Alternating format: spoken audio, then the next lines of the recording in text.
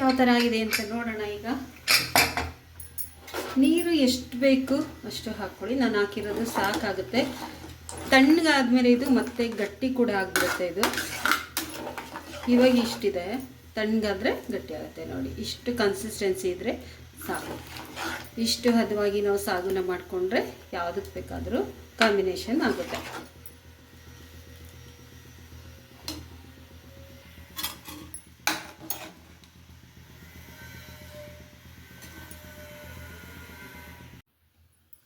ಎಲ್ಲರಿಗೂ ನಮಸ್ಕಾರ. ಎಲ್ಲರೂ ಹೇಗಿದ್ದೀರಿ? ಎಲ್ಲರೂ ಚೆನ್ನಾಗಿದ್ದೀರಾ ಅಂದ್ಕೊಂಡಿದ್ದೀನಿ. ನಾನು ಕೂಡ ಚೆನ್ನಾಗಿದ್ದೀನಿ.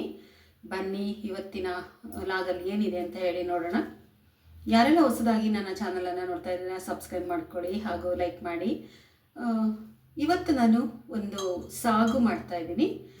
ಅದು ಯಾವ ರೀತಿ ಮಾಡ್ತೀನಿ ಅಂತೇಳಿ ನಾನು ತೋರಿಸ್ತೀನಿ. ಇದಕ್ಕೆ ಯಾವುದೇ ರೀತಿಯ ಖಾರದ ಪುಡಿ ಏನು ಬಳಸೋದಿಲ್ಲ. ಇದನ್ನು ಮದುವೆ ಮನೆಗಳಲ್ಲೂ ಕೂಡ ಮಾಡ್ತಾ ಇರ್ತಾರೆ. ಈರುಳ್ಳಿ ಯಾವುದೂ ಹಾಕೋದಿಲ್ಲ, ಹಾಗೆ ಮಾಡುವಂಥದ್ದು. ಕೆಲವೊಂದು ಸಂದರ್ಭಗಳಲ್ಲಿ ಈರುಳ್ಳಿ ತಿನ್ನದೇ ಇರುವಂಥ ದಿನಗಳಿರುತ್ತೆ. ಆವಾಗ ನೀವು ಈರುಳ್ಳಿ ಹಾಕದೇನೆ ಹಾಗೆ ಮಾಡ್ಕೊಳ್ಬೋದು. ಈರುಳ್ಳಿ ಬೆಳ್ಳುಳ್ಳಿ ಏನೂ ಹಾಕೋದಿಲ್ಲ, ಹಾಗೆ ಮಾಡುವಂತಹ ಒಂದು ಸಾಗು. ಇದನ್ನು ಕೂಟು ಅಂತ ಬೇಕಾದರೆ ಹೇಳ್ಬೋದು. ಬನ್ನಿ ಯಾವ ಥರ ಮಾಡೋದು ಅಂತ ಹೇಳಿ ನಾನು ತೋರಿಸ್ತೀನಿ. ಈಗ ಮಾಡ್ತಾ ಇದ್ದೀನಿ ನಾನು. ಇದ್ರ ಜೊತೆಗೆ ನಾವು ಪೂರಿ ಬೇಕಾದರೂ ಮಾಡ್ಕೊಳ್ಬೋದು, ಚಪಾತಿ ಬೇಕಾದರೂ ಮಾಡ್ಕೊಳ್ಬೋದು. ಯಾವುದಾದ್ರೂ ಆಪ್ಷನ್ ಇರುತ್ತೆ, ಯಾವುದಾದ್ರೂ ಸರಿ ಇದೆ. ದೋಸೆಗೂ ಆಗುತ್ತೆ ಇದು. ನಾನು ಯಾವತ್ತು ಮಾಡಿದ್ರೂ ಕೂಡ ಎಲ್ಲದಕ್ಕೂ ಒಂದು ಕಾಂಬಿನೇಷನ್ ಆಗಿರಲಿ ಅಂತ ಹೇಳಿ ಮಾಡ್ತಾ ಇರ್ತೀನಿ. ಯಾಕೆಂದರೆ ಬೆಳಗ್ಗೆ ಒಂದು ಸಲ ಮಾಡಿಕೊಂಡ್ರೆ ಸಂಜೆಗೂ ಬೇಕಾದರೆ ಅದಕ್ಕೆ ತಿಂಡಿ ಮಾಡ್ಕೊಳ್ಬಹುದು ಅಂತ. ಉಳಿದಿಲ್ಲ ಅಂದರೆ ಪರವಾಗಿಲ್ಲ. ಉಳೀತು ಅಂದರೆ ಅದಕ್ಕೇನಾದರೂ ಬೇರೆ ರೊಟ್ಟಿ ದೋಸೆ ಏನಾದರೂ ಮಾಡೋ ರೀತಿ ಇರಬೇಕು. ಆ ರೀತಿಯೇ ಯಾವತ್ತೂ ಸಾಗುನ ಮಾಡ್ಕೊಳ್ತೀನಿ. ಬನ್ನಿ ಯಾವ ಥರ ಮಾಡೋದು ಅಂತೇಳಿ ನೋಡೋಣ. ನೋಡಿ, ತರಕಾರಿನೆಲ್ಲ ಹೆಚ್ಚಿ ಇಟ್ಕೊಂಡಿದ್ದೀನಿ. ಬೀನಿಸ್ ಒಂದು ಹಾಕಿಲ್ಲ ನಾನು. ಕ್ಯಾರೆಟ್ ಹಚ್ಕೊಂಡಿದ್ದೀನಿ, ಜಾಸ್ತಿ ಹಾಕ್ತಾಯಿದ್ದೀನಿ ಕ್ಯಾರೆಟು. ಮತ್ತು ಆಲೂಗೆಡ್ಡೆ ಹಾಕ್ತಾಯಿದ್ದೀನಿ, ಒಂದು ಕ್ಯಾಪ್ಸಿಕಮ್ ಹಾಕ್ತಾಯಿದ್ದೀನಿ, ದಪ್ಪ ಮೆಣಸಿನ್ಕಾಯಿ ಇದಿಷ್ಟನ್ನು ಕೂಡ ಹೆಚ್ಕೊಂಡಿದ್ದೀನಿ. ಹಾಗೂ ತೆಂಗಿನಕಾಯಿ ಕೂಡ ತುರಿದು ಇಟ್ಕೊಂಡಿದ್ದೀನಿ. ನೋಡಿ, ಒಂದು ಫ್ರೆಶ್ ತೆಂಗಿನಕಾಯಿ ಇಷ್ಟು ತುರ್ಕೊಂಡಿದ್ದೀನಿ. ಇಷ್ಟ ಆಗುವಷ್ಟು ತುರಿದಿಟ್ಕೊಂಡಿದ್ದೀನಿ. ಇದ್ರ ಜೊತೆಗೆ ನಾನು ತರಕಾರಿ ಜೊತೆಗೆ ಒಗ್ಗರಣೆಗೆ ಹಾಕೋದಕ್ಕೇ ಟೊಮೆಟೊ ಕೂಡ ಚಿಕ್ಕದಾಗಿ ಹೆಚ್ಚಿಟ್ಕೊಂಡಿದ್ದೀನಿ. ಸ್ವಲ್ಪ ಕರ್ಬೇವಿನ ಸೊಪ್ಪು ಕೂಡ ಒಗ್ಗರಣೆಗೆ ಇಟ್ಕೊಂಡಿದ್ದೀನಿ. ಇದಕ್ಕೆ ಸ್ವಲ್ಪ ಪುದೀನ ಸೊಪ್ಪನ್ನು ಹಾಕ್ಕೊಳ್ತಾ ಇದ್ದೀನಿ. ಇದಕ್ಕೆ ಪುದೀನ ಸೊಪ್ಪನ್ನು ಹಾಕಲೇಬೇಕು. ಪುದೀನ ಸೊಪ್ಪು ಹಾಕಿಲ್ಲ ಅಂತ ಅಂದರೆ ಅದು ಟೇಸ್ಟ್ ಬರಲ್ಲ. ಸ್ವಲ್ಪ ಕೊತ್ತಂಬರಿ ಸೊಪ್ಪು ಕೂಡ ಹಾಕ್ಕೊಂಡಿದ್ದೀನಿ. ಮತ್ತು ಇದಕ್ಕೆ ಒಣ ಮೆಣಸಿನ್ಕಾಯಿ ಹಾಕ್ತಾ ಇಲ್ಲ ನಾನು, ಹಸಿರು ಮೆಣಸಿನ್ಕಾಯಿನ ಹಾಕ್ತಾಯಿದ್ದೀನಿ. ಅದ್ರ ಜೊತೆಗೆ 1-2-3 ಹಣ್ಣಾಗಿರೋ ಮೆಣಸಿನ್ಕಾಯಿ ಇತ್ತು, ಅದನ್ನು ಹಾಕ್ಕೊಂಡಿದ್ದೀನಿ. ಯಾಕಂದರೆ ಹಣ್ಣಾಗಿರೋ ಮೆಣಸಿನ್ಕಾಯಿನ ಹಾಕ್ಕೊಂಡ್ರೆ ತುಂಬ ರುಚಿ ಇರುತ್ತೆ ಅಂತ ಹೇಳಿ.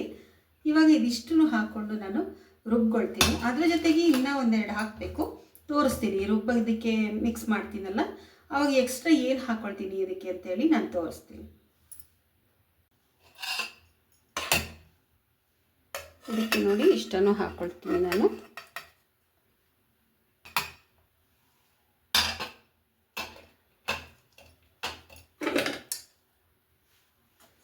ಇದ್ರ ಜೊತೆಗೆ ಕಾಯಿ ತುರಿ ಕೂಡ ಹಾಕ್ಕೊಳ್ಳೋಣ.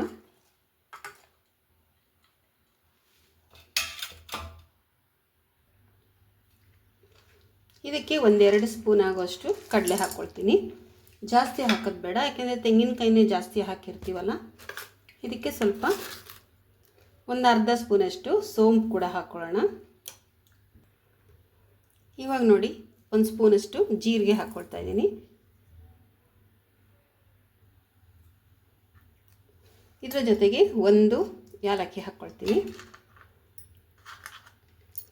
1 ಚೂರು ಚಕ್ಕೆ, 1-2 ಲವಂಗ. ಇಷ್ಟನ್ನು ಹಾಕ್ಕೊಂಡ್ರೆ ಸಾಗು ತುಂಬ ಚೆನ್ನಾಗಿರುತ್ತೆ. ಸ್ವಲ್ಪ ಕರ್ಬೇವಿನ ಸೊಪ್ಪು ಹಾಕ್ಕೊಳ್ಳೋಣ.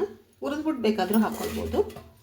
ಇದಕ್ಕೆ ನಾನು ಇವಾಗ ಟೊಮೆಟೊನ ಸೇರಿಸ್ಕೊಡ್ತೀನಿ.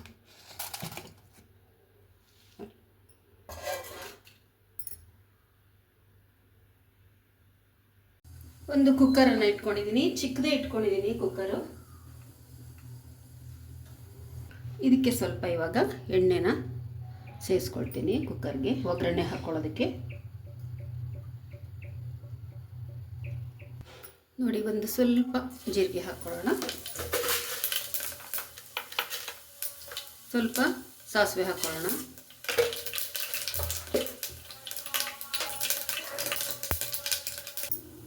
ಕರ್ಬೇವಿನ ಸೊಪ್ಪು ಹಾಕ್ಕೊಳ್ತಾ ಇದ್ದೀನಿ. ಈಗ ಕ್ಯಾರೆಟ್ ಹಾಕ್ಕೊಳ್ತಾ ಇದ್ದೀನಿ, ದಪ್ಪ ಮೆಣಸಿನ್ಕಾಯಿ ಹಾಕ್ಕೊಳ್ತಾ ಇದ್ದೀನಿ.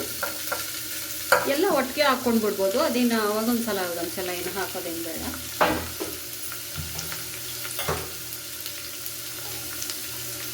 ಈಗ ಆಲೂಗಡ್ಡೆ ಹಾಕ್ಕೊಳ್ಳೋಣ,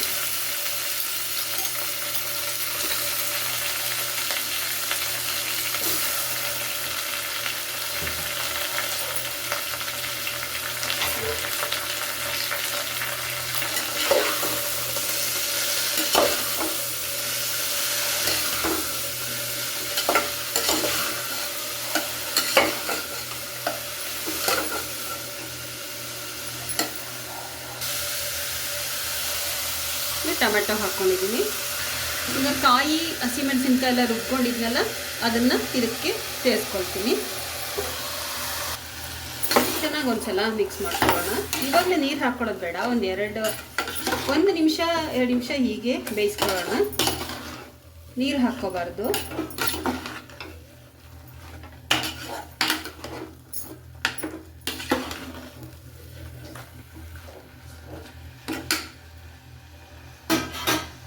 ನೋಡಿ, ಇವಾಗ ಸ್ವಲ್ಪ ಜಾರ್ ತೊಳೆದಿರೋ ನೀರು ಕೂಡ ಹಾಕ್ಕೊಳ್ತೀನಿ.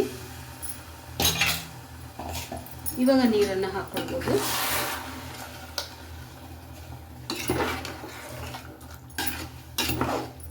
ಎಷ್ಟು ಚೆನ್ನಾಗಿರುತ್ತೆ ಅಂದರೆ ಅಷ್ಟು ಚೆನ್ನಾಗಿರುತ್ತೆ. ನೋಡಿ, ಇವಾಗ ಇಷ್ಟು ಉಪ್ಪನ್ನು ಹಾಕ್ಕೊಳ್ತೀನಿ.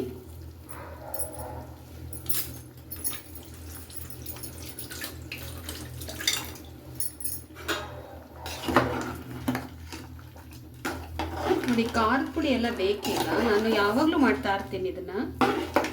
ಯಾಕಂದರೆ ಖಾರದ ಪುಡಿ ಎಲ್ಲ ಬೇಜಾರಂತ ಅನ್ಸಿದ್ರೆ ಈ ಥರ ಮಾಡ್ತೀನಿ, ತುಂಬ ರುಚಿ ಅನಿಸುತ್ತೆ, ಇಡ್ಲಿಗೂ ಚೆನ್ನಾಗಿರುತ್ತೆ.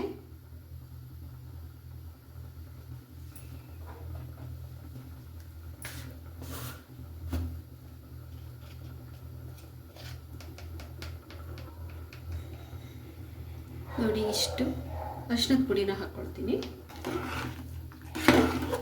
ಅರಿಶಿಣದ ಪುಡಿ ಹಾಕ್ಕೊಳ್ಬೇಕು, ಅರಿಶಿಣದ ಪುಡಿ ತುಂಬಾ ಒಳ್ಳೆಯದು.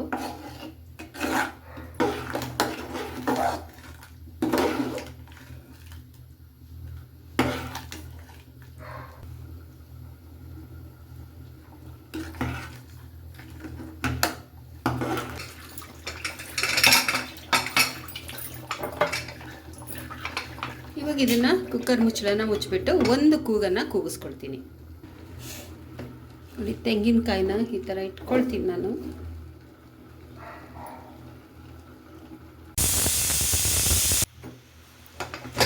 ಯಾವ ಥರ ಆಗಿದೆ ಅಂತ ನೋಡೋಣ. ಈಗ ನೀರು ಎಷ್ಟು ಬೇಕು ಅಷ್ಟು ಹಾಕ್ಕೊಳ್ಳಿ, ನಾನು ಹಾಕಿರೋದು ಸಾಕಾಗುತ್ತೆ. ತಣ್ಣಗಾದ್ಮೇಲೆ ಇದು ಮತ್ತೆ ಗಟ್ಟಿ ಕೂಡ ಆಗಿಬಿಡುತ್ತೆ. ಇದು ಇವಾಗ ಇಷ್ಟಿದೆ, ತಣ್ಣಗಾದರೆ ಗಟ್ಟಿ ಆಗುತ್ತೆ. ನೋಡಿ, ಇಷ್ಟು ಕನ್ಸಿಸ್ಟೆನ್ಸಿ ಇದ್ದರೆ ಸಾಕು. ಇಷ್ಟು ಹದವಾಗಿ ನಾವು ಸಾಗುನ ಮಾಡಿಕೊಂಡ್ರೆ ಯಾವುದಕ್ಕೆ ಬೇಕಾದರೂ ಕಾಂಬಿನೇಷನ್ ಆಗುತ್ತೆ.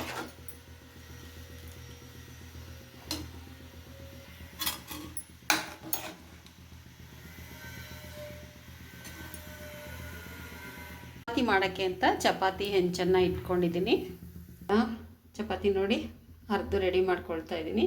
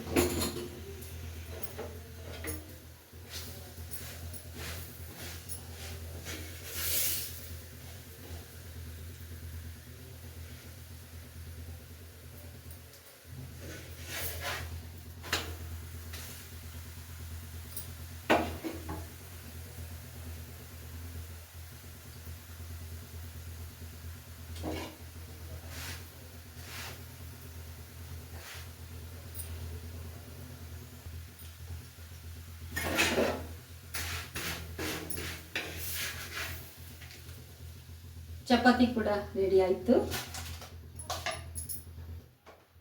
ಆಫ್ ಮಾಡ್ಕೊಳ್ತೀನಿ.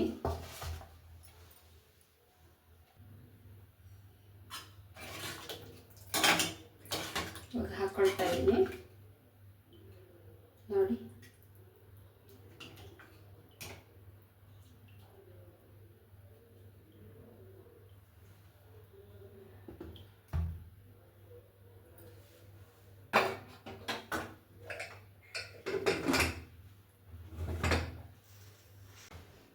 ನೋಡಿ ತಿಂಡಿ ರೆಡಿ ಆಯಿತು. ಇವತ್ತೊಂದು ಸ್ವಲ್ಪ ಲೇಟ್ ಆಯಿತು. ಬೆಳಗ್ಗೆ ಅವಲಕ್ಕಿ ಉಪ್ಪಿಟ್ಟು ಮಾಡಿದೆ, ಅಷ್ಟೊತ್ತಿಗೆ ಮಾಡಿಬಿಟ್ಟು ಬಾಕ್ಸ್ಗೆ ಹಾಕಿದೆ. ನಾನು ಅವಲಕ್ಕಿ ಉಪ್ಪಿಟ್ಟು ತಿನ್ನಲಿಲ್ಲ, ಯಾಕಂದರೆ ನನಗೆ ರೊಟ್ಟಿನೇ ಚಪಾತಿನೇ ಬೇಕಾಗಿತ್ತು. ಅರ್ಜೆಂಟ್ಗೆ ಅಂತ ಹೇಳಿ ಮಾಡಿ ಕಳಿಸಿದ್ದೆ.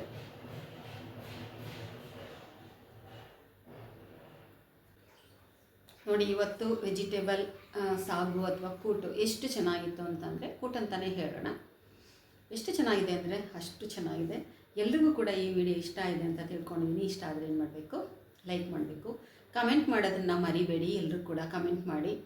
ಅಷ್ಟೇ ಅಲ್ಲ, ನೀವು ಕೂಡ ಒಂದು ಸಲ ಟ್ರೈ ಮಾಡಿ, ತುಂಬಾ ಚೆನ್ನಾಗಿರುತ್ತೆ. ಪುದೀನ ಸೊಪ್ಪೆಲ್ಲ ಹಾಕ್ತೀವಲ್ವ, ತುಂಬ ಟೇಸ್ಟ್ ಆಗಿರುತ್ತೆ. ಯಾವುದೇ ಈರುಳ್ಳಿ ಏನೂ ಬೇಕಾಗಲ್ಲ.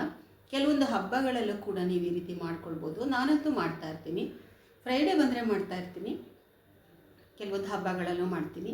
ಈ ರೀತಿ ಮಾಡಿಕೊಂಡ್ರೆ ಟೇಸ್ಟ್ ಆಗಿರುತ್ತೆ. ಪುದೀನ ಸೊಪ್ಪು ತುಂಬಾ ಒಳ್ಳೆಯದಾಗಿರೋದ್ರಿಂದ ಈ ರೀತಿ ಕೂಡ ನಾವು ಅದನ್ನು ಸೇವಿಸ್ಬೋದು. ಭಾಳಷ್ಟು ರೂಪದಲ್ಲಿ ನಾವು ಪುದೀನ ಸೊಪ್ಪನ್ನು ಸೇವಿಸ್ತಾ ಇರ್ತೀವಿ. ಈ ಥರ ಕೂಡ ಮಾಡ್ಬೋದು. ಇದಕ್ಕೆ ಯಾವುದೇ ರೀತಿಯ ಈರುಳ್ಳಿ ಏನೂ ಬೇಕಾಗಲ್ಲ, ಹಾಗೆ ಮಾಡಿರುವಂಥದ್ದು. ಈ ವಿಡಿಯೋನ ಇಷ್ಟೊತ್ತರೆಗೂ ನೋಡಿದ್ದಕ್ಕೆ ತಮ್ಮೆಲ್ಲರಿಗೂ ಕೂಡ ನನ್ನ ತುಂಬ ಹೃದಯದ ಧನ್ಯವಾದಗಳು. ಸಬ್ಸ್ಕ್ರೈಬ್ ಮಾಡ್ಕೊಳ್ಳೋದನ್ನು ಯಾರೂ ಮರಿಬೇಡಿ, ಸಬ್ಸ್ಕ್ರೈಬ್ ಮಾಡ್ಕೊಳ್ಳಿ. ಹಾಗೂ ಲೈಕ್ ಮಾಡೋದನ್ನು ಕೂಡ ಮರಿಬೇಡಿ. ಧನ್ಯವಾದಗಳು.